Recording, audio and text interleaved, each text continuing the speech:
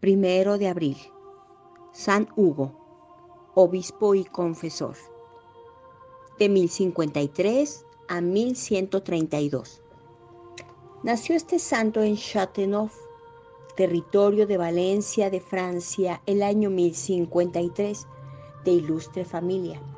Su padre Odilon ocupaba un puesto importante en el ejército de su soberano, a quien servía con noble valor y acrisolada fidelidad, ídolo del soldado.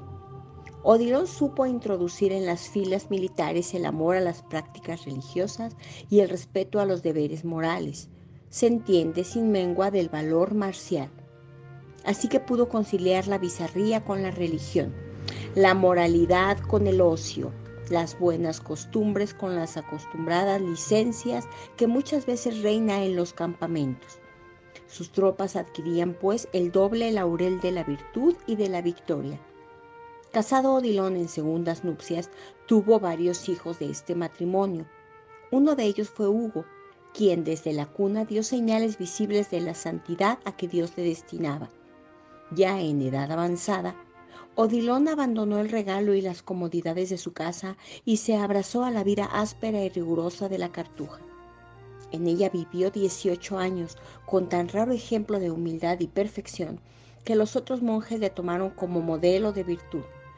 Acabó santamente sus días cuando contaba un siglo justo de existencia terrenal, la cual trocó por la del cielo después de una vida llena de méritos. El niño Hugo iba creciendo en edad y en virtud al mismo tiempo que adelantaba en el conocimiento de las letras humanas. Desde muy temprano comenzó Hugo los estudios, que primero cursó en Valencia del Delfinado y más tarde en la famosa Universidad de París. Siguió cursos también en otras universidades para asimilar más y mejor la ciencia de entonces. En estos frecuentes viajes científicos padeció mucho a causa de su modo de ser modesto, vergonzoso, encogido y algo tímido. Prefirió pasar hambre a veces y sufrir cansancio antes que solicitar de otros un favor. Tan aplicado como virtuoso, compartía el tiempo entre el estudio y los ejercicios piadosos, notándose en ambos extraordinarios progresos. Predestinado al sacerdocio, el servicio del altar era lo más grato a su corazón, siempre ocupado en dirigir a Dios himnos de alabanza y amor. Aceptó por fin una canonjía en Valencia, no tanto por fines lucrativos cuanto por tener la libertad de permanecer más tiempo en la casa del Señor, hogar de todas sus delicias. Bien pronto la santidad de su vida dio nuevo esplendor a aquel cabildo. Hugo, obispo de Die, más tarde arzobispo de Lyon y últimamente cardenal legado, tuvo ocasión de entrar en relaciones con nuestro santo y quedó tan complacido de su sencilla virtud y extraordinaria sabiduría que no paró hasta tenerlo a su lado, y lo empleó en extirpar la simonía, tan generalizada en aquellos tiempos, y en otros muchos negocios de importancia. No salieron defraudadas sus esperanzas, pues si por una parte consiguió con la predicación que el clero volviese al camino de la virtud, por otra el buen ejemplo del apostólico Hugo logró la regeneración de gran parte del pueblo. En Aviñón se juntó un sínodo el año 1080 para poner remedio a ciertos males y disturbios existentes en la iglesia de Grenoble, entonces sede vacante. Presidía el ya mencionado cardenal legado Hugo, obispo de Die. Ahora bien, al tratar de buscar arreglo conveniente, los canónigos y el pueblo pidieron todos a una que se les diera a Hugo como obispo, ya que en su frente brillaba la santidad de la virtud, como en su corazón ardía el entusiasmo de la fe. El cardenal les concedió lo que pedían, con gran contento de todos. Solo se resistía el propio Hugo, por creerse indigno de tal cargo, y pretextaba 1000 motivos que su humildad le sugería. Fue preciso que el sínodo lo mandara de un modo terminante y que el legado renovase la misma orden, para que Hugo se resolviera a echar sobre sus hombros el yugo del episcopado. Cuando el legado regresó a Roma, llevó consigo a Hugo. Con este motivo, el obispo electo de Grenoble pudo acallar los escrúpulos de su conciencia timorata, consultando con su santidad algunas dudas que inquietaban su espíritu. porque por entonces el demonio le atormentaba con una tentación muy pesada y congojosa, que le duró largo tiempo.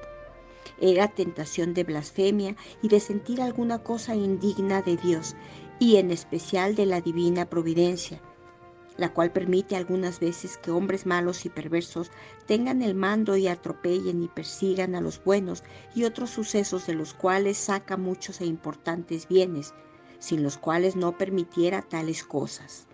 Los juicios del Señor siempre son justos, aunque no lo creamos tales porque no vemos su finalidad. Pero siempre debemos respetarlos y reverenciarlos sin intentar escudriñarlos, convencidos de que Dios hará siempre lo que más convenga a su mayor honra y gloria y sea para nuestro mayor bien espiritual. Esta fue la tentación con la que el demonio atormentó a Hugo por espacio de 40 años, pero el santo salía siempre victorioso. Llegado a Roma con el legado, expuso al sumo pontífice San Gregorio VII su carencia de dotes y cualidades para ejercer dignamente el cargo de obispo que se le quería confiar, y además le hizo presente la aflicción y congoja a causa de la continuada guerra que le hacía Satanás. Después añadió: mucho temo que con esta tentación quiera el Señor castigar aquella presunción que tuve de aceptar el obispado de Grenoble. El santo pontífice le consoló y animó con palabras de verdadero padre y pastor, y le exhortó a bajar la cerviz y aceptar la dirección y guía de aquella iglesia y a esperar en el Señor que le daría la victoria sobre tan porfiado y cruel enemigo, porque con aquel fuego de tribulación y angustia se afinaría y resplandecería más el oro de la virtud, y que a la medida del trabajo de la pelea correspondería el de la gloria y corona eternas. Estaba a la razón en Roma la condesa Matilde, señora no menos piadosa que poderosa, la cual, conociendo las bellas cualidades de que estaba adornado Hugo, le favoreció grandemente, dándole ricos presentes y costeando todos los gastos de su consagración. Luego le regaló un báculo pastoral, un libro de oficios de San Ambrosio y un salterio comentado por San Agustín. Tuvo lugar la consagración de Hugo en Roma y fue verificada por el Papa. Después de recibir la bendición del Padre Santo, se despidió el obediente obispo y partió para la capital de su diócesis. El pueblo le esperaba ya sumido en la más grasa ignorancia de los deberes del cristiano. La tarea del nuevo obispo se presentaba llena de dificultades y erizada de enojosas espinas. El culto era escaso y los vicios señoreaban los corazones. La simonía y la usura parecían haberse llegado a considerar por inocentes, bajo piadosos disfraces, y reinaba casi sin oposición alguna. Muchas tierras pertenecientes a la iglesia estaban usurpadas por los legos, y las rentas del obispado hallábanse disipadas de tal modo que cuando el santo llegó a su diócesis no encontró en ella con qué aliviar a los pobres, ni aun para subvenir sus propias necesidades, a menos de recurrir a ilícitos contratos, práctica adoptada por los más, pero el que juzgó inicua. Afligióse en gran manera el santo prelado por este estado de cosas, pero supo mantener siempre firme su ánimo varonil y religioso. Puso en Dios su confianza y a él acudió en demanda de favor. Ayunaba, oraba y lloraba en su divino acatamiento. Por otra parte, si a Dios rogaba, también con el mazo daba, pues no perdonó medio alguno para curar a aquel rebaño enfermo que Dios le había confiado, sirviéndose ya de la predicación colectiva, ya de la exhortación individual, ya haciendo en todo y por doquier el oficio de vigilante y solícito pastor. Fácil es, pues, concebir con qué ardor se consagraría San Hugo a la reforma de costumbres. Prescribió ayunos generales, llamó al pueblo a la oración y a la penitencia, abrió de par en par las puertas de los templos, hasta entonces cerrados por falta de concurrentes, y atrajo las bendiciones del cielo con tanta abundancia que al poco tiempo la diócesis estaba reformada, las costumbres morigeradas y la religión imperando en los corazones. Le bastaron 2 años para llevar a cabo tan radical transformación. Desde entonces, aquel pueblo empezó a mostrarse modelo de religiosidad y ventura. A imitación de otros grandes santos, Hugo renunció secretamente a su obispado cuando juzgó que ya no hacía falta su presencia para restablecer el dominio de la justicia. Dejó pues la mitra en el año 1082. Se retiró al monasterio clauniciense de Domus Dei, en Albernia, donde ingresó con la humilde condición de novicio. Tomó el hábito de monje y permaneció un año en aquella casa santa, dando a todos ejemplo admirable de todas las virtudes. Enterado el sumo pontífice de tal decisión, en virtud de santa obediencia, le mandó que volviese a tomar el báculo pastoral. Hugo, obediente y sumiso, abandonó la soledad que voluntariamente había abrazado y regresó a Grenoble, en medio de las aclamaciones del pueblo que le amaba como a un verdadero padre. Siguió predicando con el mismo celo de antes, esparciendo doquier la semilla de la divina palabra con gran provecho para las almas y siempre a la gloria de Dios. El santo obispo de Grenoble tuvo un sueño muy singular. Le pareció que el mismo Dios se edificaba para sí una habitación en el desierto de su diócesis y que 7 estrellas le indicaban el camino que conducía a la nueva casa de Dios. A poco, vio llegar a su presencia 7 varones que buscaban lugar adecuado para llevar vida eremítica.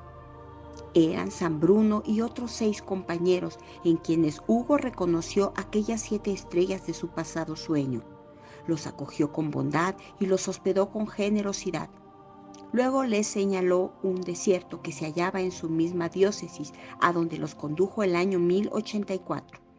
Este desierto, llamado aún hoy Cartuja, está en el Delfinado y dio nombre a la famosa y austera orden fundada por él, por San Bruno. La conversación, el trato, la conducta suave y tranquila de estos siervos de Dios quedaron profundamente grabados en el corazón de Hugo, que todo su gozo ponía en visitarlos con frecuencia para participar de sus penitencias y austeridades y emplearse en los servicios más humildes de aquella mansión, y aún así se consideraba indigno de vivir en compañía de tan santos religiosos. Eran a veces tan largas las estancias del obispo en la Cartuja que San Bruno tenía que recordarle con suma humildad los deberes que reclamaban su presencia en Grenoble. Id a las ovejas que el Señor os ha encomendado, le decía, porque tienen necesidad de vuestros cuidados, pagadles lo que les debéis. Hugo obedecía como a su maestro y guía, pero después de pasar una temporada en medio de su rebaño, otra vez volvía a la Cartuja para edificarse y enfervorizarse con los santos ejemplos de los monjes.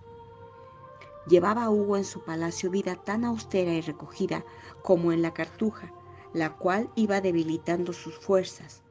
En cierta ocasión pretendió vender a sus caballos en beneficio de los pobres por creerse con fuerzas suficientes para hacer a pie la visita pastoral a los pueblos de la diócesis, pero Bruno le disuadió, haciéndole ver cuán lejos estaban sus fuerzas de poder llevar a cabo semejante empresa. Dios le probó, en efecto, con unos dolores muy fuertes de cabeza y estómago que le duraron 40 años. Sus sermones eran siempre fervorosos y eficaces, pues los acompañaba de la plegaria y la santidad de vida. No pretendía merecer fama de letrado, ni ser tenido por elocuente, sino que buscaba solo la utilidad y provecho de las almas. Sus frutos eran seguros y admirables.